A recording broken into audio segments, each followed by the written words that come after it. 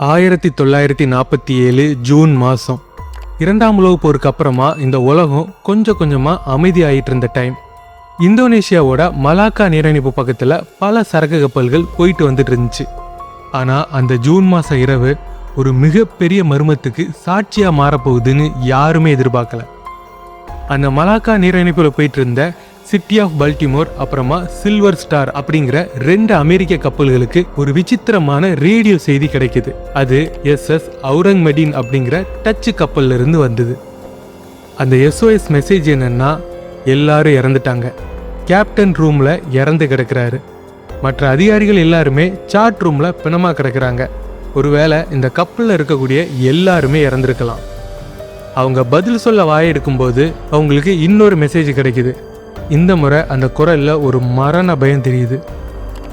நான் மட்டும்தான் இருக்கேன், நான் சாக போறேன்.